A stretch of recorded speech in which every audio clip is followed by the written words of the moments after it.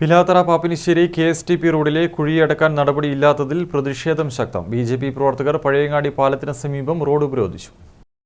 Pilathara Pappinisseri KSTP റോഡിൽ പലയിടത്തായി വലിയ കുഴികളാണ് രൂപപ്പെട്ടിട്ടുള്ളത്. താവം മേൽപ്പാലത്തിലെ കുഴിയിൽ ഇരുചക്ര വാഹനയാത്രക്കാർ വീഴുന്നതും പതിവാണ്. റോഡ് അറ്റകുറ്റപ്രവൃത്തി നടത്താത്തതിൽ പ്രതിഷേധിച്ചാണ് BJP മാടായ മണ്ഡലം കമ്മിറ്റി പഴയങ്ങാടി പാലത്തിന് സമീപം റോഡ് ഉപരോധിച്ചത്.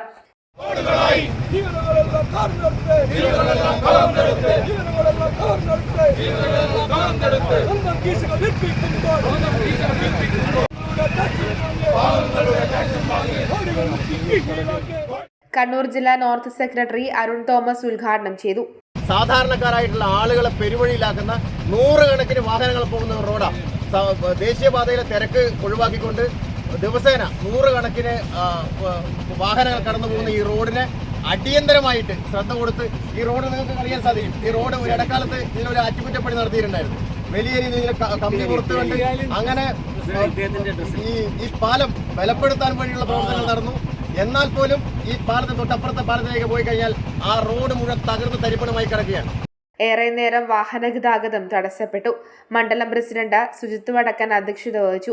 നോർത്ത് ജില്ലാ വൈസ് പ്രസിഡന്റ് AV സനൽ, സംസ്ഥാന കമ്മിറ്റി അംഗം C Narayanan, KT Muraleedharan, MKV Rajan, Sankaran Kaithapram തുടങ്ങിയവർ സംസാരിച്ചു.